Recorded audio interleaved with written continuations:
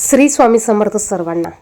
बघा 20 मार्च 2026 या दिवशी आपल्या स्वामी समर्थ महाराज यांचा प्रकट दिन आहे आणि प्रकट दिनानिमित्त आपण कोणत्या ना कोणत्या सेवा करत असतो. त्याचप्रमाणे आपल्याला जर का प्रकट दिनानिमित्त गुरुचरित्र ग्रंथाचं पारायण करायचं असेल तर ते कसं करावं, कधीपासून सुरुवात करावी, त्याचप्रमाणे मध्ये अमावस्या येत आहे, मग पारायण कधी समाप्ती करावी आणि अमावस्या येत असेल तर आपण पारायण करावे का, या सर्व विषयाची माहिती आपण या व्हिडिओमध्ये पाहणार आहोत. त्याचप्रमाणे पारायण करायचं असेल तर थोडक्यात नियम काय असणार आहे, अगदी साधे सोपे नियम पाळून आपण पारायण कसं करायचं या विषयीची माहिती आपण पाहणार आहोत. आता बऱ्याच जणांना गुरुचरित्राचं पारायण करायचं असतं, परंतु नियम भरपूर आहेत, भरपूर अटी आहेत, यामुळे बरेच जण हे पारायण करत नसतात. परंतु जर का आपल्या मनात आलं की गुरुचरित्राचं पारायण करावं तर आपण ते अवश्य करावं. जर का आपण नियम अटी यांचा बाऊ करत बसलो तर आयुष्यात आपल्याकडनं गुरुचरित्राचं पारायण करणं शक्य नाही. बघा, हा जो काळ आहे ना, स्वामी समर्थ प्रकट दिनापर्यंतचा जो काळ असतो ना, हा काळ स्वामी तत्व या काळामध्ये खूप मोठ्या प्रमाणात ॲक्टिव्ह असतात, म्हणजेच सकारात्मक असतात. हा जो काळ आहे, हा काळ आपल्याला आपल्या सर्वांना स्वामींच्या जवळ जाण्यासाठी अतिशय महत्त्वाचा काळ आहे आणि म्हणूनच आपण या काळामध्ये कोणत्या ना कोणत्या सेवा ह्या करायच्या असतात.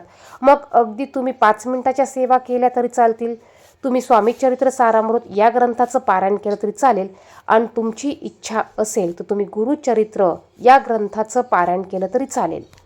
आता जे नवीन स्वामी भक्त असतील, स्वामी सेवेकरी असतील, जे पहिल्यांदाच गुरुचरित्राचं पारायण करत असतील, त्यांनी हा व्हिडिओ कुठेही स्किप करू नका, संपूर्ण बघा. तुम्हाला तुमच्या सर्व प्रश्नांची उत्तरं एकाच व्हिडिओमध्ये मिळून जाईल.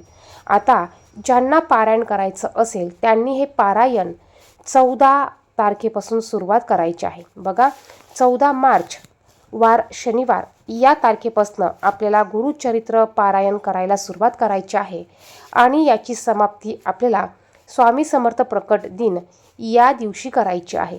आता सर्वात महत्त्वाचा प्रश्न म्हणजे आपण हे पारायण सुरू करत असताना, मग हे पारायण तुम्ही कधी पण सुरू करू शकतात, प्रत्येक महिन्यात करू शकतात. तुम्हाला जेव्हाही गुरुचरित्राचं पारायण सुरू करायचं असेल, सुरू करताना आपल्याला गुरुचरित्र पारायणाची सुरुवात ही अमावस्येला करायची नसते आणि गुरुचरित्र पारायणाची समाप्ती आपल्याला अमावस्येला करायची नसते. परंतु मात्र जर का पारायण चालू असताना मध्ये एखाद्या दिवशी अमावस्या आली तरी चालते, फक्त सुरुवात अमावस्येला करू नका आणि समाप्ती अमावस्येच्या दिवशी करू नका. दुसरं म्हणजे बघा, याचे नियम काय असतात. गुरुचरित्र पारायण करायचं असेल तर आपल्याला 7 दिवस घरात कडकडीत नॉनव्हेज बंद करायचं आहे. घरात अजिबात नॉनव्हेज करायचं नसतं. दुसरं म्हणजे ब्रह्मचर्याचं पालन करायचं आहे. तिसरं म्हणजे 7 दिवस तुम्हाला गादीवर पलंगावर झोपायचं नाही. तुम्ही खाली चटईवर, सतरंजीवर, गोधडीवर झोपू शकतात. आता ज्यांना बेड रेस्ट सांगितलेला असेल किंवा ज्यांना जमिनीवर झोपता येत नसेल, मग तुम्ही अशा वेळेस बेडवरची गादी काढून घ्या. बेडवर तुम्ही चटई, सतरंजी टाकून त्यावर तुम्ही झोपू शकतात. चौथं म्हणजे आपण हे पारायण करत असताना आपल्याला खाण्याचे काही नियम असतात. पहिला नियम म्हणजे आपल्याला परान्न वर्ज्य करायचं आहे. आपल्याला 7 दिवस अजिबात कोणाच्याही घरचं, कुठलंही बाहेरचं अजिबात अन्न पदार्थ खायचा नाही. त्याचप्रमाणे आपण जे जेवण घरात करणार आहोत यामध्ये मांसाहार करायचा नसतोच. त्याचप्रमाणे कांदा, लसूण देखील आपल्याला खायचा नाही. त्याचप्रमाणे आपल्याला द्विदल धान्य खायचं नाही, म्हणजेच ज्या काही डाळी-साळी असतात त्या आपल्याला खायच्या नसतात. त्याचप्रमाणे आपल्याला एकच धान्य 7 दिवस खायचं आहे. आता एक धान्य म्हणजे काय तर बघा, तुम्ही जर का रोज चपाती खात असाल तर तुम्हाला गव्हाची चपातीच 7 दिवस खायची आहे. तुम्ही जर का भाकरी खाणार असाल तर तुम्हाला 7 दिवस ज्वारीची भाकरीच खायची आहे. जर का बाजरीची खाणार असाल तर तुम्हाला 7 दिवस बाजरीचीच भाकरी खायची आहे. म्हणजे काय, बाजरी किंवा चपाती तुम्हाला यापैकी एकच काहीतरी निवडायचं आहे आणि 7 दिवस तुम्हाला तेच खायचं आहे. त्याचप्रमाणे तुम्ही दूध, फळे ह्या गोष्टी घेऊ शकतात. त्याचप्रमाणे बऱ्याच जणांचा प्रश्न असतो, आम्ही बेकरीचे पदार्थ खाऊ शकतो का, बिस्किटं खाऊ शकतो का. बघा, एखाद्या वेळेस तुम्ही बिस्किटं खाल्ले तरी चालतील, चुकून एखाद्या वेळेस बेकरीचे पदार्थ तुम्ही खाल्ले तरी चालतील, परंतु शक्यतो ह्या गोष्टी आपल्याला 7 दिवस खायच्या नाही आहे, कारण मैद्याने आपल्याला त्रास होऊ शकतो.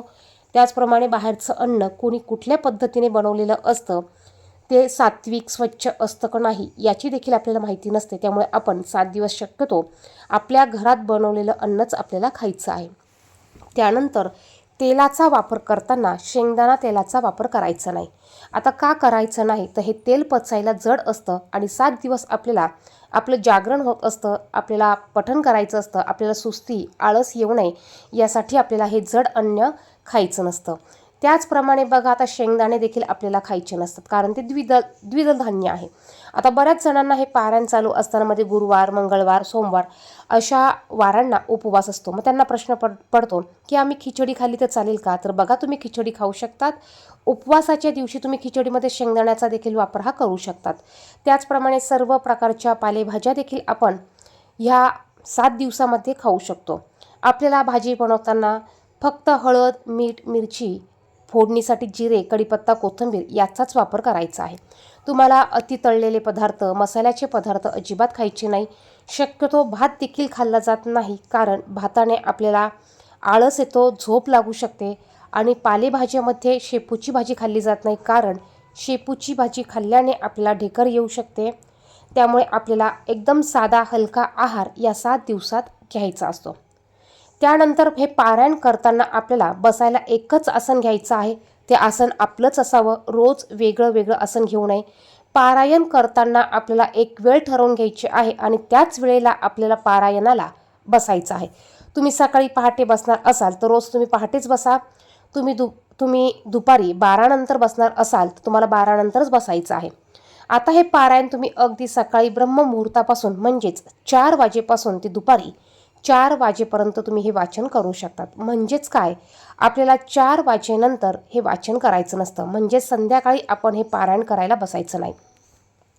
त्याचप्रमाणे दुपारी 12 ते 12:30 ही जी वेळ आहे ही दत्तगुरूंची भिक्षेची वेळ असते.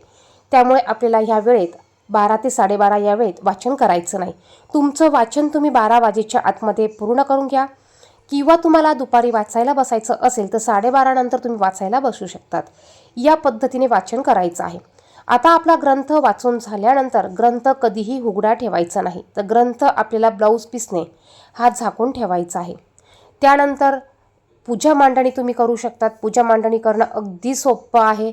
अगदी सोप्या पद्धतीने पूजेची मांडणी तुम्ही करू शकतात. पूजेची मांडणी करण्यासाठी तुम्हाला पाट घ्यायचा आहे. पाटाखाली आपल्याला रांगोळीने स्वस्तिक काढायचं, त्यावर हळदी कुंकू टाकायचं. अगोदर जिथे पूजा मांडणार आहात ती जागा स्वच्छ करून घ्या. शक्यतो पूजेची मांडणी तुमचं देवघर जिथे असेल त्याच्या बाजूला करा, जेणेकरून 7 दिवस आपल्याला ही पूजा हलवता येत नाही, ग्रंथ देखील हलवता येत नाही. त्यामुळे ग्रंथ हलवणार नाही किंवा धक्का लागणार नाही अशा ठिकाणी तुम्हाला पूजेची मांडणी करायची आहे. त्याचप्रमाणे ज्या ठिकाणी शिवताशिव होणार नाही, कोणाची सारखी नजर पडणार नाही किंवा कुणी सारखं येत जात असेल तर त्या ठिकाणी तुम्हाला पूजेची मांडणी करायची नाही. पूजेची मांडणी करण्यासाठी पाट मांडून घ्या, त्यावर एक स्वच्छ कपडा अंथरून घ्या. त्यावर तुमच्याकडे दत्तगुरूंचा फोटो असेल तर दत्तगुरूंचा, नसेल तर स्वामी समर्थांचा फोटो ठेवा, किंवा स्वामी समर्थांची मूर्ती असेल तर तुम्ही मूर्ती देखील ठेवू शकतात. तुम्हाला पाटाच्या उजव्या हाताला कलश स्थापना करायची आहे. कलशामध्ये पाणी भरून घ्या. 1 रुपयाचं नाणं, सुपारी, थोडंसं हळदी कुंकू, अक्षता टाकून त्यावर आंब्याची किंवा विड्याची 5 पानं ठेवून नारळ ठेवून घ्यायचा आहे. नारळ ठेवताना त्याचा शेंडीचा भाग वर येईल या पद्धतीने आपल्याला ठेवायचा आहे. कलशाखाली आपल्याला तांदूळ, अखंड तांदूळ ठेवायचे आहे. त्यानंतर आपल्याला पूजेची सुरुवात करताना दिवा प्रज्वलित करून घ्यायचा आहे. दिव्याची पूजा करायची आहे. तुम्ही समई देखील प्रज्वलित करू शकतात. त्यानंतर जोड विड्याच्या पानावर आपल्याला गणपती बाप्पांची स्थापना करायची आहे. तुम्ही गणपती बाप्पांचं स्वरूप म्हणून एक सुपारीची स्थापना करू शकतात. दत्तगुरूंचं स्वरूप म्हणून तुम्ही दत्तगुरूंच्या नावाने एक सुपारी देखील तुम्ही मांडू शकतात. फोटो असेल तर फोटो ठेवा, नसेल तर सुपारी मांडा. मूर्ती असेल स्वामी समर्थांची तर तुम्ही मूर्ती देखील ठेवू शकतात. या पद्धतीने पूजेची मांडणी करायची आहे. एका लोट्यामध्ये पाणी भरून ठेवायचं आहे. रोज तुम्हाला एका वाटीमध्ये प्रसाद ठेवायचा आहे. मग खडीसाखर ठेवा, गूळ शेंगदाणे ठेवा, ड्रायफ्रूट्स ठेवा, कुठलंही एखादं फळ ठेवा. या पद्धतीने आपल्याला रोज पाणी आणि प्रसाद एका वाटीत ठेवायचा आहे. अशा पद्धतीने पूजेची मांडणी झाल्यावर आपल्याला धूप दीप लावून घ्यायचा आहे आणि संपूर्ण पूजेला फुलं अर्पण करून धूप दीप ओवाळून घ्यायचा आहे. आता पहिल्या दिवशी आपल्याला संकल्प सोडायचा असतो. हे पारायण करत असताना पहिल्या दिवशी संकल्प सोडायचा आहे आणि त्यानंतरच आपल्याला ह्या वाचनाला सुरुवात करायची आहे. संकल्प पहिल्याच दिवशी सोडायचा असतो आणि आपल्याला ज्या दिवशी हे पारायण करायला सुरुवात करायची असते त्याच्या आदल्या दिवशी आपल्याला एका गाईला 1 घास, 1 पोळी, छोटी पोळी आणि 4 कुत्र्यांना 4 पोळ्या, अशा आपल्याला 5 पोळ्या बनवून हे आपल्याला आदल्या दिवशी 4 कुत्र्यांना आणि 1 गाईला पोळी खाऊ घालायची आहे. त्याचप्रमाणे शक्य झाल्यास तुम्ही स्वामी समर्थांच्या मंदिरात जाऊन एक नारळ आणि खडीसाखर देखील अर्पण करू शकतात. एखाद्या इच्छापूर्तीसाठी तुम्ही जर काही पारायण करत असाल तर संकल्प सोडताना तुम्हाला तुमची इच्छा बोलायची आहे. तर या पद्धतीने अगदी साध्या पद्धतीने पूजेची मांडणी करायची आहे. त्यानंतर आपल्याला जिथे पूजेची मांडणी केली आहे त्यासमोर एक छोटा पाट ठेवून यावर आपल्याला ग्रंथ ठेवायचा आहे. ग्रंथ ठेवण्यासाठी एक ब्लाऊज पीस घ्यायचा आहे, त्यावर ग्रंथ ठेवायचा आहे आणि हा ग्रंथ वाचन झाल्यानंतर झाकून ठेवायचा असतो. पहिल्या दिवशी संकल्प सोडायचा, त्यानंतर आपल्याला 1 माळ श्री स्वामी समर्थ या मंत्राचा जप करायचा आहे, 1 माळ गायत्री मंत्राचा जप करायचा आहे, त्यानंतर 1 वेळा गणपती अथर्व शीर्षाचं पठण करायचं आहे आणि त्यानंतर आपल्याला अध्याय वाचायला सुरुवात करायची आहे. आता रोज आपल्याला 1 माळ गायत्री मंत्र, 1 माळ श्री स्वामी समर्थ या मंत्राचा जप आणि गणपती अथर्व शीर्ष हे रोज आपल्याला वाचन करायचं आहे. त्यानंतर रोज आपल्याला बघा गुरुचरित्र पारायण करताना आपल्याला ग्रंथाच्या पहिल्या पेजवर रोज किती अध्याय वाचायचे आहे याविषयीची माहिती दिलेली आहे. आपण त्या पद्धतीने रोज जितके अध्याय सांगितले आहे तितके अध्याय आपल्याला रोज वाचायचे आहे. कमी किंवा जास्तीचे अध्याय वाचायचे नाही. जितके अध्याय सांगितले असतील तेवढेच अध्याय आपल्याला वाचायचे आहे. यानंतर वाचन करताना एका लयीत सुरात वाचन करायचं आहे. एक एक शब्द समजावून घेऊन वाचन करायचं आहे. वाचायचं म्हणून वाचू नका किंवा संपवायचं म्हणून पटापटा वाचन करू नका. वाचताना आपला आवाज हा एका लयीत असला पाहिजे. जास्त मोठ्याने किंवा अगदी बारीक आवाजात वाचन करू नका. वाचन करताना ग्रंथ उचलायचा नसतो, हलवायचा नसतो. त्याचप्रमाणे ग्रंथ मांडीवर घेऊन कधीही वाचू नये. ओळीवर बोट ठेवायचा नाही. आपल्याला वाचन झाल्यावर ग्रंथ झाकून ठेवायचा आहे आणि रोज आपला धक्का किंवा आपल्याला हा ग्रंथ हलवायचा नाही. त्यामुळे अशा ठिकाणी पूजेची मांडणी करा की जिथे कोणाचाही हात लागणार नाही किंवा ग्रंथ हलवल्या जाणार नाही. आता जर का तुमचं देवघर छोटं असेल किंवा घर तुमचं छोटं असेल तर तुम्ही पूजेची मांडणी जरी नाही केली तरी चालेल. बघा, शेवटी भाव महत्त्वाचा आहे. तुम्ही सेवा किती भक्तिभावाने करता हे महत्त्वाचं आहे. तुम्हाला स्वामींबद्दल, दत्तगुरूंबद्दल किती तळमळ आहे हे महत्त्वाचं आहे. जर का पूजेची मांडणी करणं शक्य नसेल, छोटं बाळ असेल, तर मग अशा वेळेस तुम्ही तुमच्या देवघरामध्येच स्वामींची, दत्तगुरूंची रोज पूजा करा. रोज त्यांना नैवेद्य, फुलं अर्पण करा, धूप दीप लावा आणि मग तुम्ही वाचनाला बसा. तुम्ही पूजेची मांडणी जरी नाही केली तरी तुम्हाला बाजूला एका पाटावर ग्रंथ मांडायचा आहे. त्याच्याभोवती तुम्ही रांगोळी काढू शकतात. रोज वाचायला सुरुवात करण्या अगोदर आपल्याला ग्रंथाची देखील पूजा करायची आहे. आपल्याला ग्रंथाला अष्टगंध, फुलं अर्पण करायची आहे, अक्षता अर्पण करायचे आहे आणि ग्रंथाला नमस्कार करून मग ग्रंथ उघडून वाचन करायचे आहे. वाचन झाल्यानंतर देखील आपल्याला ग्रंथाच्या पाया पडून मगच ग्रंथाला झाकायचं आहे. आता ग्रंथ कोणता घ्यायचा? बघा, महिला देखील गुरुचरित्राचं पारायण करू शकतात. त्याचप्रमाणे आपण प्रत्येकजण आपल्या इच्छापूर्तीसाठी, घरातल्या अडचणी दूर करण्यासाठी हे पारायण करू शकतात. महिलांना जर का हे पारायण करायचं असेल तर महिलांनी दिंडोरी प्रणीत जो पिवळ्या कलरचा गुरुचरित्राचा ग्रंथ असतो तो ग्रंथ आणून तुम्हाला त्याचं वाचन करायचं आहे. आता हे ग्रंथ, हे पारायण आपल्याला 7 दिवसाचं झाल्यानंतर 7व्या दिवशी याचं उद्यापन करायचं आहे. म्हणजेच स्वामी समर्थांच्या प्रकट दिनाच्या दिवशी आपल्याला ह्या पारायणाचं उद्यापन करायचं आहे. उद्यापन अगदी साध्या सोप्या पद्धतीने करायचं आहे. त्या दिवशी तुमचे अध्याय जितके असतील तितके अध्याय तुम्हाला वाचून घ्यायचे आहे. सकाळी लवकर उठायचं आहे. त्या दिवशी तुम्हाला उंबरठ्यावर हळदीचं लेपन करायचं आहे. छान रांगोळी काढायची आहे. घराच्या मुख्य दरवाजाला आंब्याचं तोरण लावा. बाहेर रांगोळी काढा. दरवाजाच्या बाहेर एक पंती लावा किंवा दोन्ही बाजूला 2 पंत्या लावा. लवकर उठून तुम्हाला स्वयंपाक करायचा आहे. तुम्ही पूर्णावरणाचा स्वयंपाक करू शकतात किंवा तुम्ही वरण, भात, भाजी, चपाती, एखादा गोडाचा पदार्थ करू शकतात. याचबरोबर तुम्हाला घेवड्याच्या शेंगाची भाजी देखील करायची आहे. पुरणाचा स्वयंपाक केला तरी देखील घेवड्याच्या शेंगाची भाजी तुम्हाला करायची आहे. तुमचं सकाळी वाचन झाल्यानंतर 10:30 वाजेपर्यंत तुम्हाला नैवेद्य दाखवून तुम्हाला आरती करायची आहे. आता ज्यांना 10:30 पर्यंत स्वयंपाक करणं शक्य नाही त्यांनी 12 वाजेपर्यंत स्वयंपाक करून आरती केली तरी चालेल.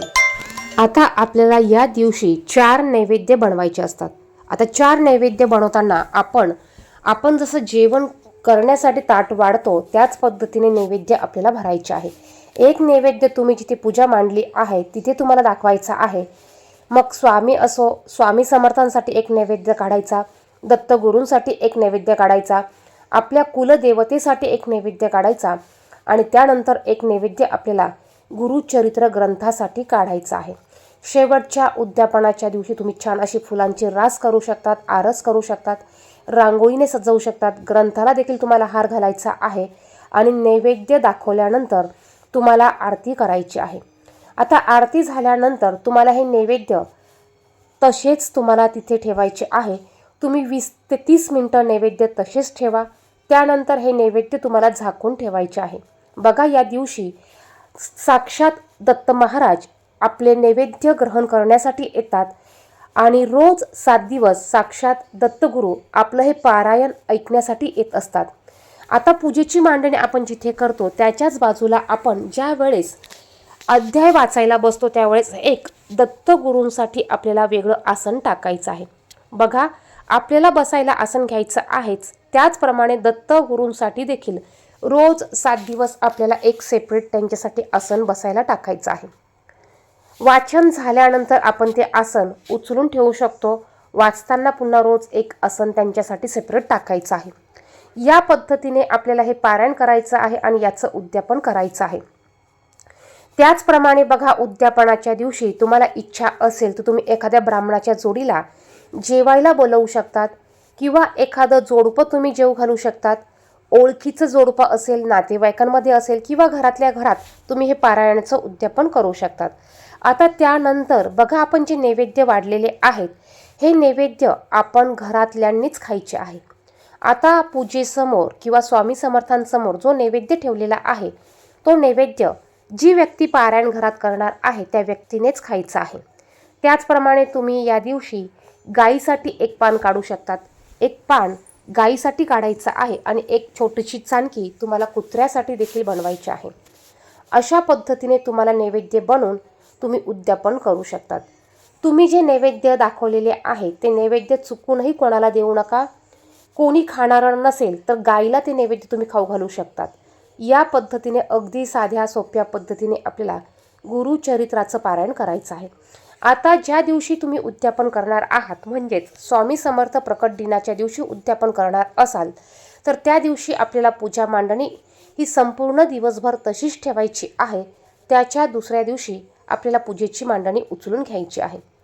पूजेची मांडणी उचलताना आपल्याला आपण जो ग्रंथ ठेवलेला आहे हा ग्रंथ आपल्याला व्यवस्थित झाकायचा आहे आणि जिथे कोणाचा हात लागणार नाही, कोणाची सावली पडणार नाही अशा ठिकाणी ग्रंथ उचलून ठेवायचा आहे. आता एक महत्त्वाचं सांगायचं राहिलं ते म्हणजे आपण ज्यावेळेस नैवेद्य आरती करतो, बघा, ज्यावेळेस आपण नैवेद्य दाखवून आरती करतो, आरती केल्यानंतर आपल्याला गुरुचरित्राचा ग्रंथ हा हलवायचा असतो. तो कसा हलवायचा तर बघा, आपल्याला तिथे समोर बसायचा आहे, ग्रंथ दोन्ही हातात घ्यायचा. हा ग्रंथ आपल्याला 3 वेळा उचलायचा असतो आणि पुन्हा 3 वेळा आपल्याला हा ग्रंथ खाली ठेवायचा आहे. तुम्ही एकदा श्री गुरुदेव दत्त, श्री गुरुदेव दत्त, श्री गुरुदेव दत्त असं म्हणू शकतात किंवा दिगंबरा दिगंबरा श्रीपाद वल्लभ दिगंबरा श्री गुरुदेव दत्त असं म्हणू शकतात. 2 वेळा ग्रंथ उचलायचा, खाली ठेवायचा, 3ऱ्या वेळा ग्रंथ उचलायचा, डोक्यावर ठेवायचा आणि पुन्हा खाली ठेवायचा. या पद्धतीने आपल्याला हा ग्रंथ हलवायचा असतो. त्यानंतर दुसऱ्या दिवशी आपल्याला कलशातील पाणी अगोदरच घरात सर्वत्र शिंपडायचं आहे. त्यानंतर उरलेलं पाणी तुळस सोडून इतर झाडांमध्ये टाकायचं आहे. कलशातील पानं, फुलं जे काही असेल, निर्माल्य जे काही असेल ते आपल्याला एखाद्या ठिकाणी खड्डा करून मातीत पुरायचं आहे किंवा तुमच्याकडे झाडांच्या कुंड्या असतील तर कुंड्यांच्या मातीमध्ये तुम्ही ही फुलं, पानं टाकून द्यायची आहे. जे काही खडीसाखर ठेवलेली असेल ती तुम्ही स्वतः खा. फळे ठेवलेली असतील ती तुम्ही स्वतः खा. काही तुम्ही पाणी ठेवलेलं असेल ते प्रसाद म्हणून ग्रहण करा. दिव्यामध्ये जो तेल असेल शिल्लक तर तुम्ही तो दिवा तुमच्या देवघरासमोर तुम्हाला ठेवायचा आहे. आपण रोज जो उदी किंवा धूप लावत असेल तर आपल्याला अगरबत्ती लावत असेल तर हा अंगारा आपल्याला एका डबीमध्ये साठवून ठेवायचा आहे. हा अंगारा टाकून देऊ नका. हा अंगारा आपल्याला रोज लावायचा आहे. त्याचप्रमाणे कधी काही असं वाटलं की घरात बाधा झालेली आहे किंवा वाईट शक्ती आहे किंवा कोणी व्यक्ती आजारी पडली आहे, अशा वेळेस तुम्ही तो अंगारा त्या व्यक्तीला लावायचा आहे. हा अंगारा तुम्ही तुमच्या घरात देखील सर्वत्र फुंकू शकतात. या पद्धतीने आपल्याला ही पूजा उचलून घ्यायची आहे. काही प्रश्न असतील तर कमेंट बॉक्समध्ये विचारू शकतात. काही अडचणी असतील तर नक्कीच कमेंट बॉक्समध्ये विचारा. काही माहिती सांगायची राहिली असेल तर ती माहिती देखील, ती अडचण देखील तुम्ही कमेंट बॉक्समध्ये विचारू शकता. व्हिडिओ आवडला असेल तर व्हिडिओला लाईक करा, इतरांना देखील ही माहिती शेअर करा आणि कमेंट बॉक्समध्ये श्री स्वामी समर्थ नक्की लिहा. धन्यवाद.